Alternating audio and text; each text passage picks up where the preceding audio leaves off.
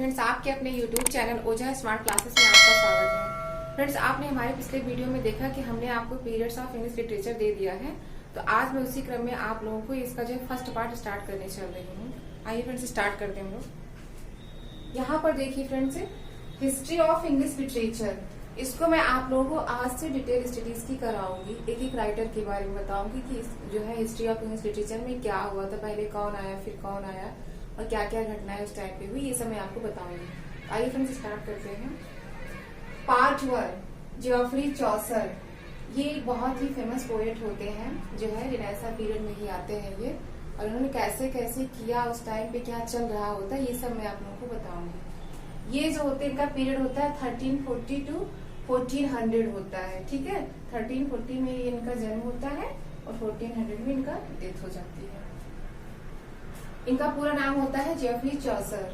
ठीक है, स्पेलिंग इनकी थोड़ा आप लोग ध्यान से देखिएगा, थोड़ा सा टफ भी है स्पेलिंग इनकी। यहाँ पर देखिए, चौसर वॉज बॉर्न इन 1340। चौसर जी का जो जन्म होता है वो होता है 1340 में। ठीक है, he is known as father of English poetry by Matthew Arnold. Chaucer ji जो होते हैं, उनको एक पोएट होते हैं मैथ्यू अर्नाल्ड। ये जो है चौसर जी को बोलते हैं father of English poetry, English poetry के पिताजी के रूप में इनको वो इंडिकेट करते हैं, संबोधित करते हैं। ठीक है, next point is he is also known as morning star of Renaissance. ये पॉइंट भी आपका इम्पोर्टेंट है, मॉर्निंग स्टार ऑफ रिनेसां, क्योंकि जब से ये आते हैं, चौसर जी आते हैं, तो उसी समय रिनेसां की क्या होती है, स्टार्टिंग होती है। इनके आने से काफी कुछ चेंज होने लगता है, इसीलिए इनको मॉर्निंग स्टार ऑफ रिनेसां कहा जाता है। और यहाँ पर अभी आप लोगों ने जो ये बताया हमने फादर ऑफ इंग्लिश, इम्पोर्टेंट है, ये कई बार आया हुआ है।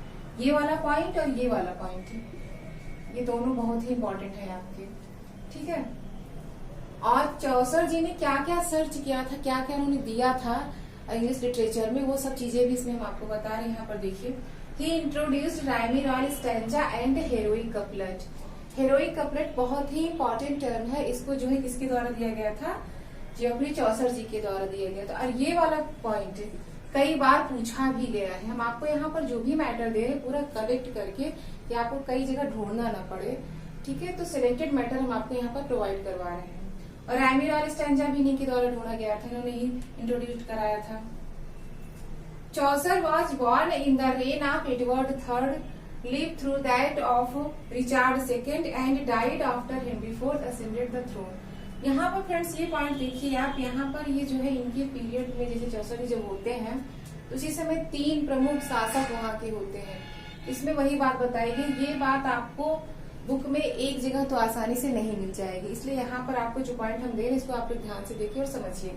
शेक्सपियर जी जो होते हैं वो पैदा किसके शासन काल में होते हैं, एडवर्ड III। ये वाला पॉइंट काफी बार पूछा गया है। एडवर्ड III के टाइम में इनका जन्म होता है। Live through that of Richard II, और रिचार्ड II के टाइम पे क्या होते हैं, इनका जैसे होता है ना डेवलप होता है, थोड़ा बड़े हो जाते हैं, इनके समय में ये लिखना स्टार्ट कर देते हैं, ये सब चीज इनका होता है रिचार्ड II के टाइम में। And died after Henry IV ascended the throne. और इनकी डेथ कब होती है, जब हेनरी IV क्या करते हैं, सिंहासन पर आते हैं, मतलब चढ़ाई करते हैं, लड़ते हैं, तब इनका जो है क्या होती है, इनकी डेथ हो जाती है। ठीक है, तो एडवर्ड III के समय पे जो है चौसर जी पैदा होते हैं। रिचार्ड II के टाइम पर क्या होता है, इनका डेवलप होता है, बड़े होते हैं, लिखने का काम होता है, सेटलमेंट सब कुछ हो जाता है। और डेथ इनकी कब होती है, जब ये आते हैं आपके हेनरी IV असेंडेड करते हैं थ्रोन को, तब। ठीक है, next point is Chaucer's age is witness of growth of national sentiments. ठीक है, ये पॉइंट्स भी देखिए, उस टाइम पर भी नेशनल सेंटीमेंट्स की बात हो रही है। In English people cast by 100 years of war between England and France, 1339 to 1455 approx.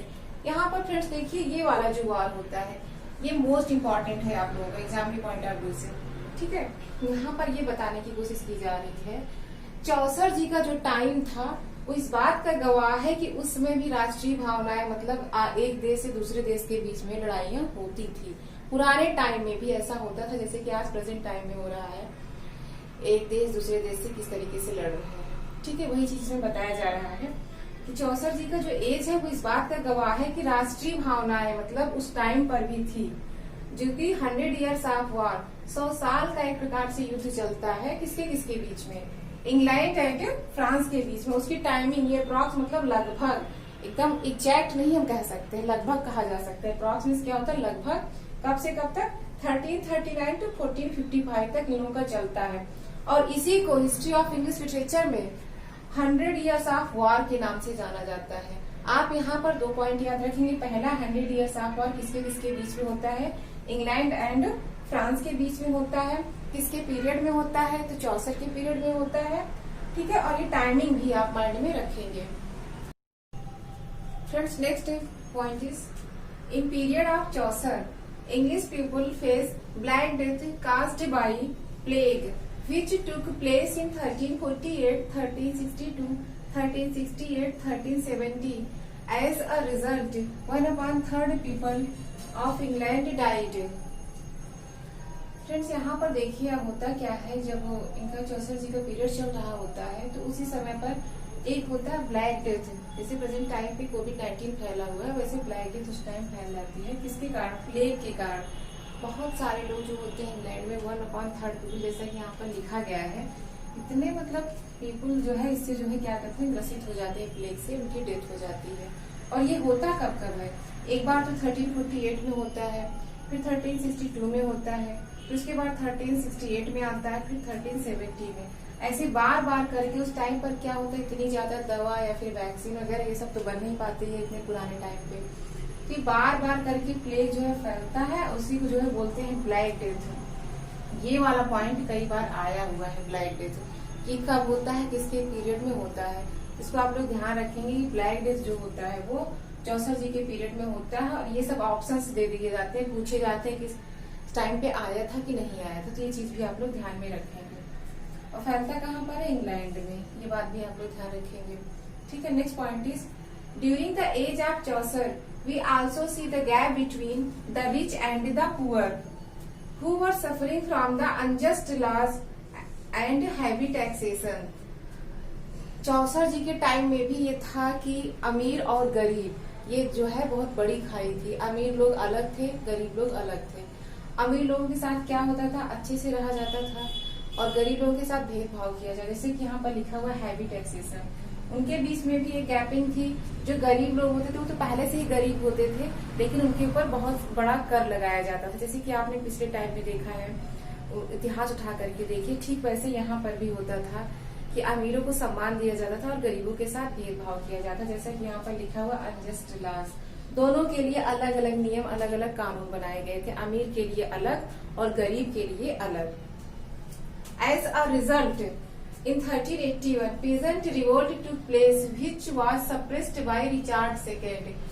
Friends, यहाँ पर क्या होता है, गरीब लोग काफी टाइम तक बर्दाश्त करते हैं, लेकिन जब बर्दाश्त करने की हद खत्म हो जाती है तो वो लोग, रिजल्ट परिणाम स्वरूप क्या होता है, 1381 में पेजेंट रिवोल्ट होता है। सारे जितने गरीब लोग होते हैं मिलकर के एक रिवोल्ट करते हैं, इनके अगेंस्ट हो जाते हैं, विद्रोह करते हैं। लेकिन वो किसके द्वारा दबा दिया जाता है, to which was suppressed by Richard second. उस टाइम पर क्या होता है, रिचार्ड सेकेंड होते हैं, उनके द्वारा उनके विद्रोह को दबा दिया जाता है। फिर से वही अमीर लोग अमीर की तरह रहते हैं और गरीब बेचारे हमेशा सताए जाते हैं। कोशिश तो वो करते हैं कि हम जो है विद्रोह करेंगे और अपना हक लेके रहेंगे, लेकिन जब ये आते हैं तो ये उनके विद्रोह को दबा देते हैं। Next point is, he died in 1400 and was buried the place which we know as poets corner. Chaucer ji की डेथ कब होती है, ये सबसे इम्पोर्टेंट पॉइंट है, ये है 1400 में इनकी डेथ हो जाती है। और ये दफनाए का मतलब जलाए कहाँ जाते हैं, एंड वॉज बरीड, ये जलाए जाते हैं पोएट्स कॉर्नर पे। यहाँ पर फ्रेंड्स आप लोग एक बात ये ध्यान रखिएगा कि चौसर जी जो है पोएट्स कॉर्नर, एक जगह होती है वेस्टमिंस्टर एवे में करके है, पोएट्स कॉर्नर के नाम से फेमस है। वहां पर इंग्लैंड में जो है बहुत सारे कवि जो होते हैं वो दफनाए या फिर जलाए जाते हैं। कुछ लोगों को दफनाया भी जाता है, कुछ लोग वहां पर जलाया भी जाता है, ऐसे करके है। ठीक है, यहाँ पर देखिए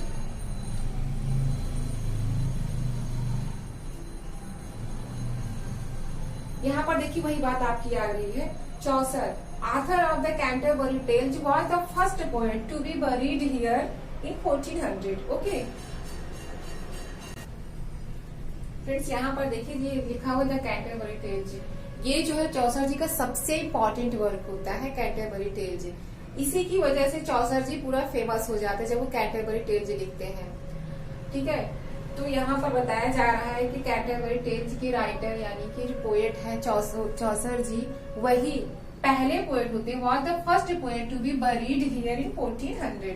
ठीक है, चौसर जी जो है कैंटरबरी टेल्स के राइटर हैं, जो कि सबसे पहले कवि है जो कि वहां पर पोएट्स कॉर्नर में जलाए गए हैं। ठीक है फ्रेंड्स, आपने यहाँ पर देखा कि हमने आपको हिस्ट्री ऑफ इंग्लिश लिटरेचर में पहला पार्ट दिया है। कहने का मतलब आज से हमने आपको हिस्ट्री ऑफ इंग्लिश लिटरेचर में डिटेल स्टडी देना शुरू कर दिया है। अब आपको हम डेली फ्रेंड्स आपको जो है हम डेली ऐसे वीडियोस उपलब्ध करवाएंगे, तो आप लोग इस चैनल पर कंटिन्यू देखते रहिए। Thank you friends.